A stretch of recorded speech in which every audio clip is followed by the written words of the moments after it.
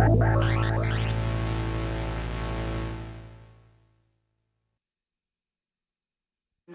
thought I might just start, perhaps, by asking you, Kathryn. I mean, you make this seem easy.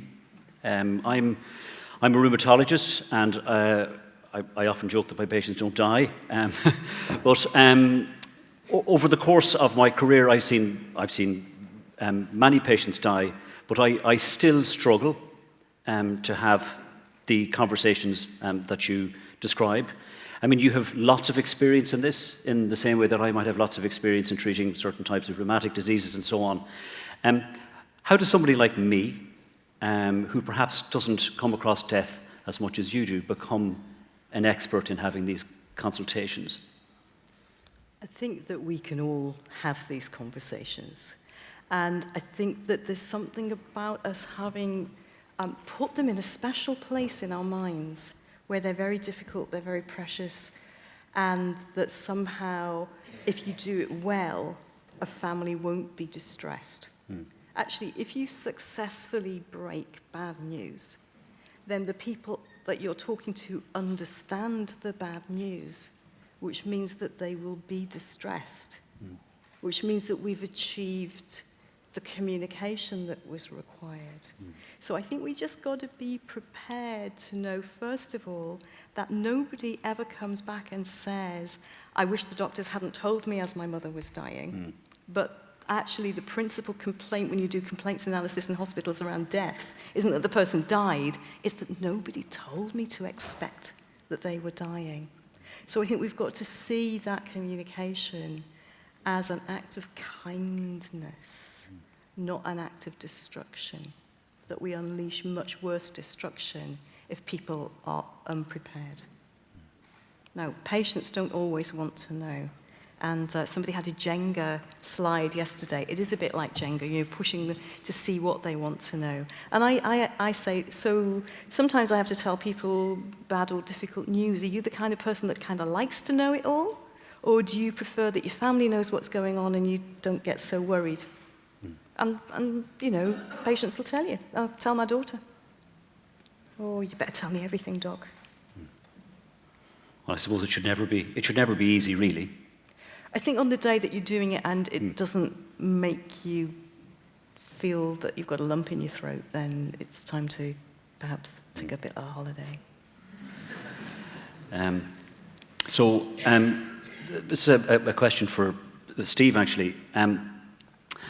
I'm still quite terrified about death and my own death and the people around me, and sometimes even talking about it. But I love horror movies, and I love death in movies. You're a psychiatrist. What's wrong with me?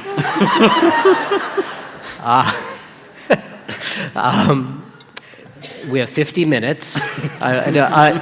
Nothing. No, so it's actually, the other thing I often write about is my love of the horror genre. The fact that folks do die, actually, very unlikely deaths in horror movies most often. They don't go quietly into the night, as you so well described. That would make, as you described, for a very boring film. So part of the reason they go that way is because it actually keeps the listener's attention. But it turns out that folks who like horror films are frightened. Their heart rates go up, and these are market studies because Hollywood's interested in who wants to go. They have increased skin conductance, which suggests that they're sweating. Their respiratory rate goes up. Of all those folks, only about 40% of the ones who have all those autonomic arousal signs actually enjoy the film. So the ones who hated it, you move them over here. The ones who liked it, you ask them why. And what they'll say, and this might be the answer to you, is they'll often say, well, I like thinking about why I was scared. It's not that I was scared, it's the thinking about why I was scared. It's a metacognition. So it's not just, gee, that scared me, but why did it scare me? Sometimes it's a silly question when the little girl's head goes all the way around. You don't really have to ask why that scares you. But why is it going all the way around, and how does it come back in place again? And those are the kinds of puzzles that actually horror fans love asking themselves. That's why when you go to a horror movie, you should go in the movie theater, where everybody's in on it together, and people are yelling and screaming and sort of adding their advice. So the short version, this is what shrinks do, we just drag it out to 50 minutes. You're fine. That's the short version. Yeah. Thanks very much. That's great. Yeah. So, Stephen, you've spoken about the reaction of your colleagues and peers and seniors to the work that you've done. I wondered about you, MK, and how your community, or perhaps even the academic hierarchy in which you work, has responded to your work, in the genre of cartoons or even about death. I've been really fortunate in that regard, I keep waiting for the backlash, like the graphic medicine backlash, but it's been the opposite. So in my graduate program, I remember I wanted to be taken very seriously. I was an academic scholar, right? I'm not going to talk about the fact that I'm making comics. In fact, I tried to kind of not make that a big deal, but the first day of the sort of orientation program, Kathryn Montgomery, who was the director of the program at the time, said, "You're the cartoonist." And they were super excited about it. Like, they saw the potential long before I did to put the two things together. And so I'm incredibly grateful to have just been in the right nourishing environment. And then it's just been amazing to all of us how much it feels like it's the right moment where people are willing to be entertaining the idea of these comics about serious subjects. I think because we're in such a visual culture, and journals are looking for ways to engage, and we bring the visuals. So, and as I mentioned, it's such an efficient educational medium. So. Okay, great. So, I mean, each of you as healthcare professionals have written books, and I often joke to friends who like to write. If you're going to write a book as a doctor, you better get a move on. There's a lot of them around at the moment. I just wondered if any of you had any ideas why there's such a great interest in medical stories at the moment. Interest by the general public? Yes, I think so. Yeah. Yeah, and they're human stories. Yeah. I mean, it's there's not a lot of things. There probably are more things than we'd like to think there are, but it's one of the things for which the Venn diagrams very much overlap. Like, we can compare one another. We know what it's like to be short of breath. We've experienced that. We know what it's like to sprain your ankle. We know what it's like. We don't know what it's like to run into a zombie, except from the movies. But we can sort of extrapolate from that, and in displacement, actually relate to one another. So I think it's actually a common experience. One of the things I like most is to read medical fiction that's from other cultures, because then I start to actually learn about how other cultures are thinking of certain medical issues that would not have occurred to me ever. But generally speaking, I think we all have it in common. How does that make? What do y'all think? Yeah, I'm just thinking about, is it that people want to know that the providers, in a way, like, first of all, like, what kinds of stories can you tell, and how did those people cope, and can I connect with that, and so can I cope, right? And also, I think just looking for that connection or some wisdom from, like, well, you've seen a lot of things, so what can we, what have you got to say after having seen all those things, right? And why, but this particular moment, that's a good question. Okay. It just seemed obvious to me, particularly for Steve and for MK, that through your work you've sort of widened your communities beyond the sort of regular medical community. So Steve, I saw you at the zombie conference, and MK, I saw you speaking at this graphic medicine conference in Brighton last month, and they're two incredibly, certainly rich, diverse communities. And I just wondered whether that has had an impact on how you view healthcare or how you do your jobs. So for me, the thing about being involved in a community that has so many disciplines and non-disciplines, just people from different walks of life coming together around one thing that we can all agree on, which is comics that we love, and that comics are this tool, has helped me to see things from different perspectives. And I was fortunate enough on the AIDS unit that I worked on. It was the environment where the doctor would turn to the nurse and say, well, what are you seeing when I'm not here?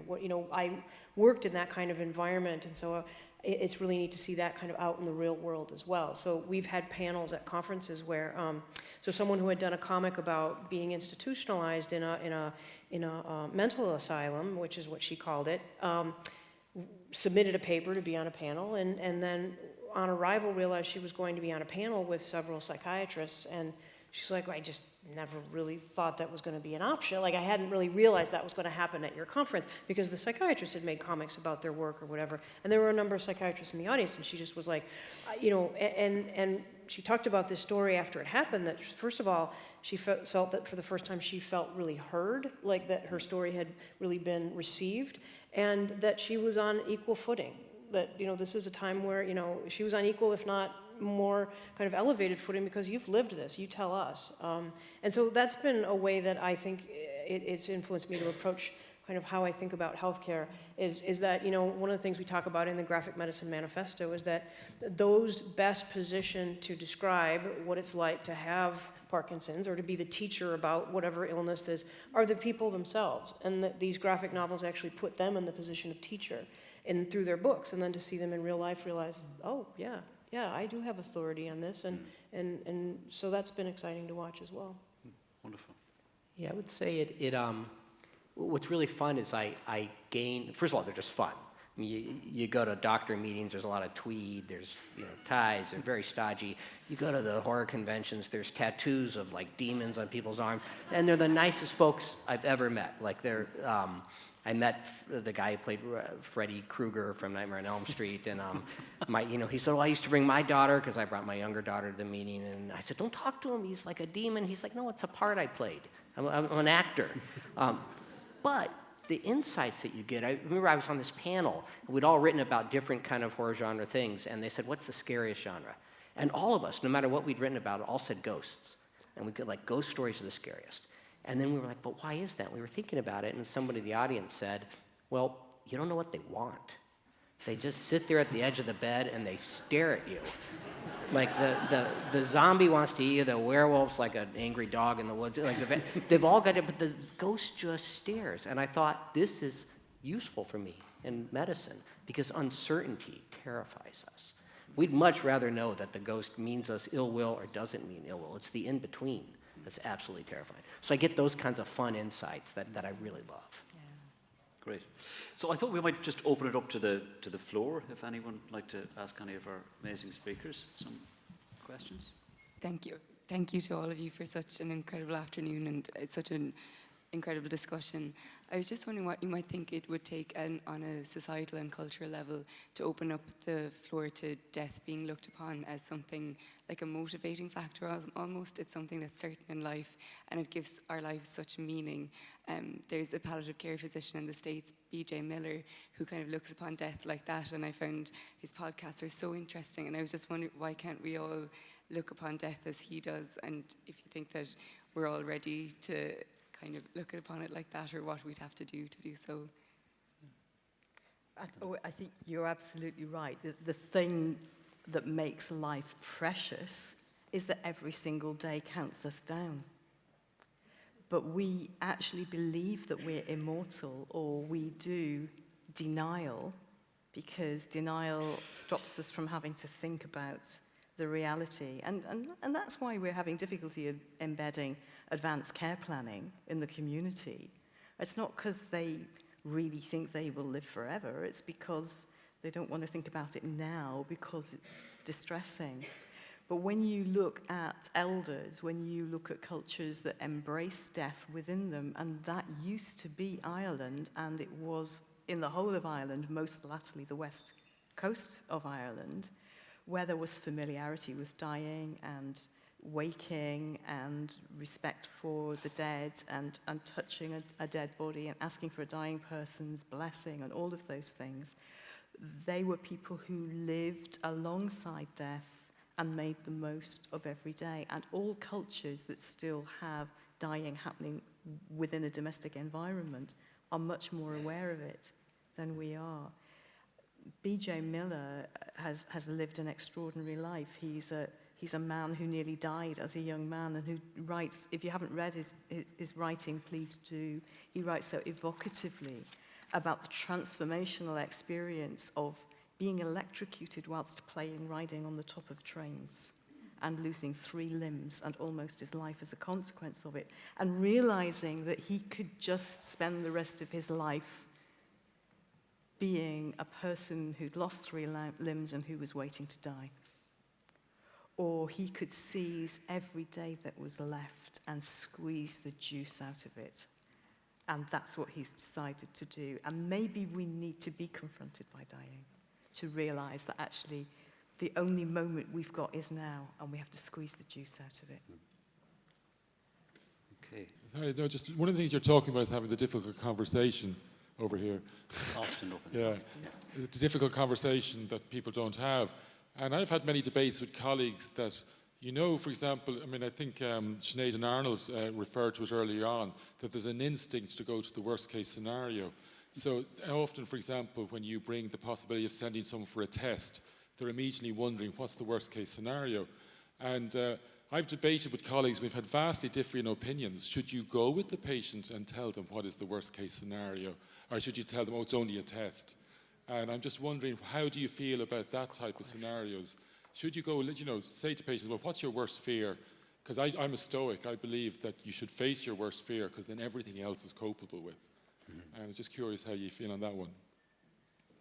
Well, my practice, because I'm a cognitive therapist, the thing that is going to be causing the upset for the person is the thoughts that they're thinking about what might be going to happen. So I always ask people who are distressed what's going through their mind that's distressing them. And then I ask them, you know, what they think the worst thing that could happen might be, and what's their best hope, what's their worst dread, what's their best hope. And having a question that rescues us from worst dread, so we've got a place to go, keeps me calm. But actually opening the door for them to say, well, actually, do you know what? The test might show that my cancer has come back and then I'm going to die, and that, you know, I'm thinking of a young woman I looked after in my clinic who was a university student. My brain tumor is growing, I'm going to die. My parents will be so grief-stricken that their marriage will end. My dad will start doing drugs. My mother will become an alcoholic. And we carried on exploring those catastrophic fears, that awfulizing, to the point of her starting to get the giggles about how she was, in fact, upsetting herself with her own imagination. So if you start to wind backwards from that, I would invite her, where's the last point at which you were actually dealing with what's likely rather than unlikely? She said, well, when I'm going to die. Yeah, okay. So maybe that's the thing we need to be able to deal with. And then that's a truth, but holding that thought in your mind all day, every day, isn't terribly helpful.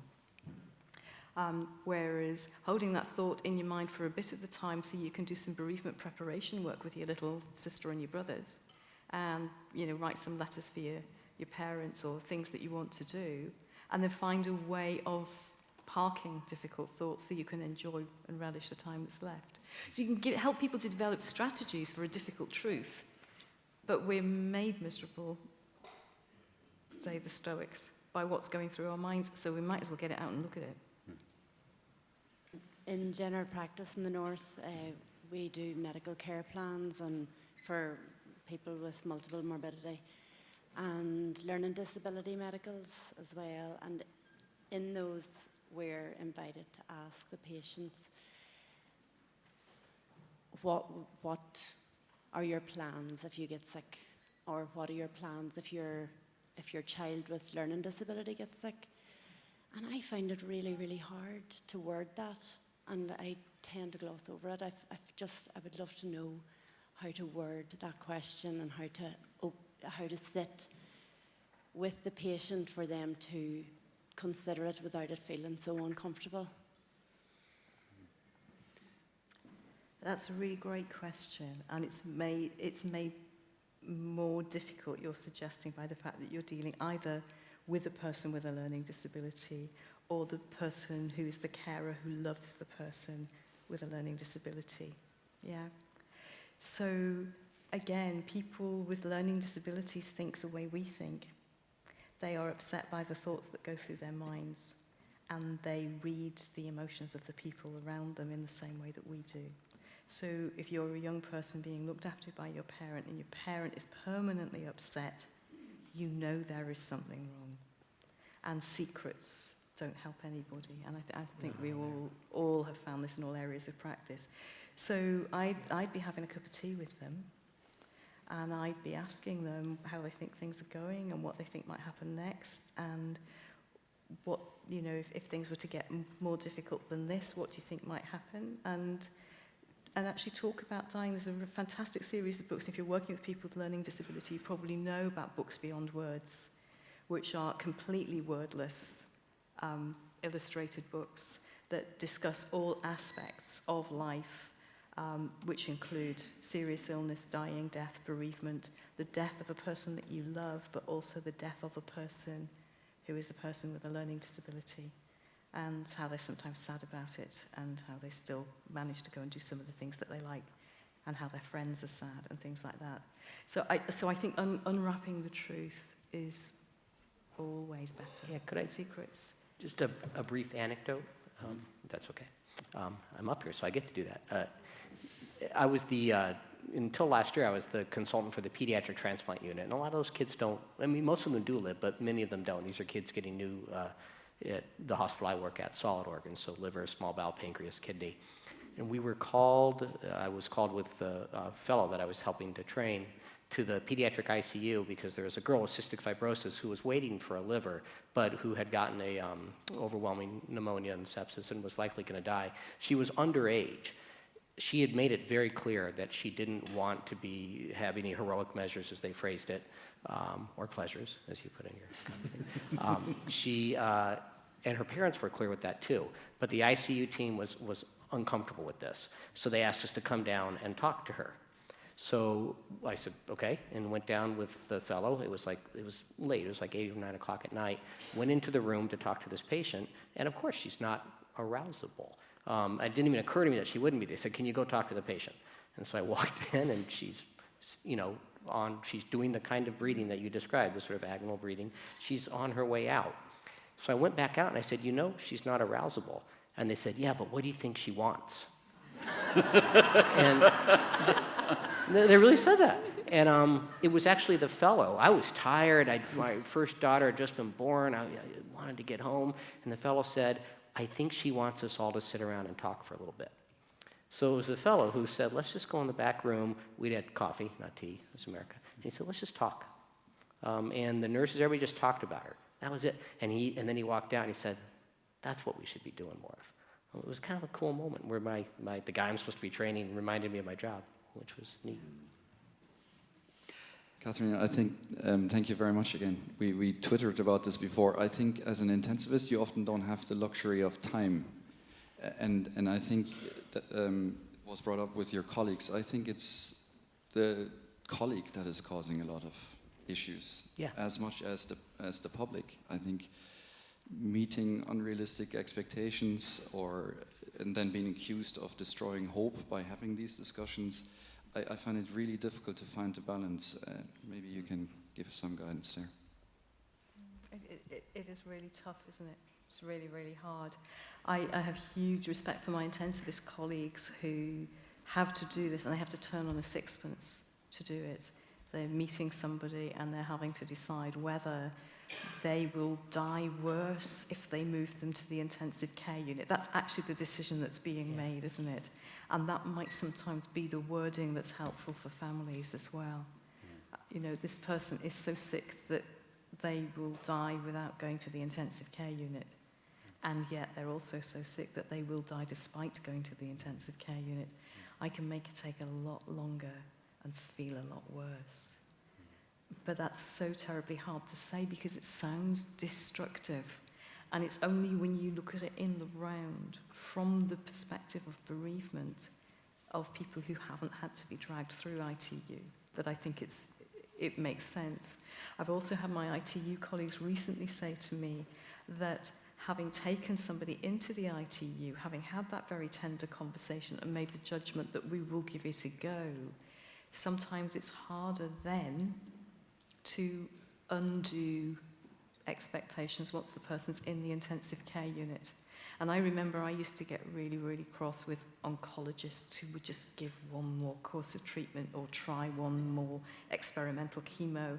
And then I went back to do a research year in the oncology centre, And I became the girl in the clinic who was thinking, oh my God, what else can I do for this person? Because once that person's disease is your responsibility, it's harder to step back and think about this person's life being our responsibility too. And maybe that's what we've got to hold.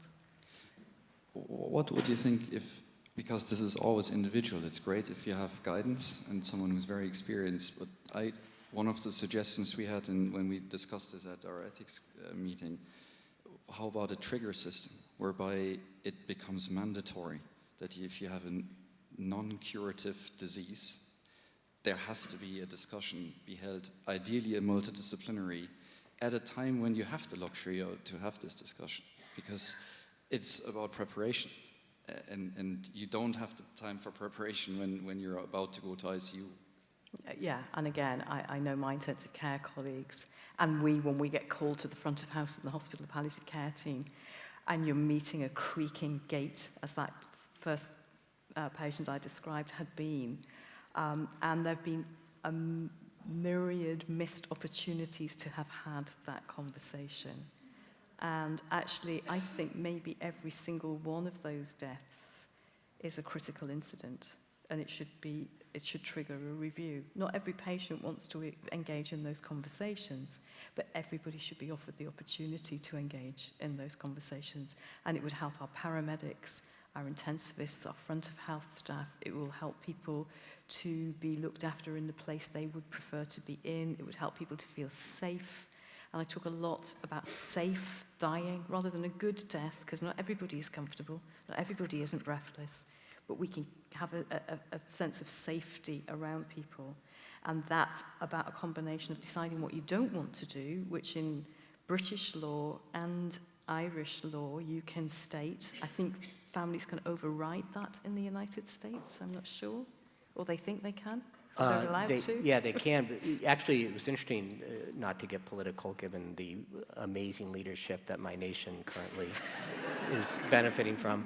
But the Affordable Care Act, which was the first legislation that gave health care to everybody, was shot down with this notion of death panels. Yes, and that phrase actually came from a clause in the Affordable Care Act that just said exactly what you said, that there ought to be a moment where everybody at least is given the opportunity to have these kinds of discussions. And then the folks who didn't like that law, which had nothing to do, by the way, with their dislike of the law, had everything to do with their politics, they decided to say, no, this is a death panel. This very much like those tabloid headlines you were showing there. So yes, you can override it, but we would actually be further along were it not for our current leader's desire to undo everything the previous leader did. So we end up in a difficult position where we've got a do not attempt resuscitation order and an advanced decision to refuse treatment and a lot of instructions about things not to do. But actually what we need is the emergency health care plan sculpted for this person and their conditions and their likely crises, which tells people if you're not going to do all that, do this. Step 1, step 2, step 3. If you get to step 4, call this person, whatever. So it should be about planning what to do and not just what to stop. And maybe that will help you circumvent the death You have something to help our country. Boy, can you come back with me? We need a lot of help. Okay, well look, I'd like to thank our 3 speakers for this afternoon's session. Wonderful, thank you very much. And I want to actually walk the stage. Do you want to leave the stage? I've got to say a few words.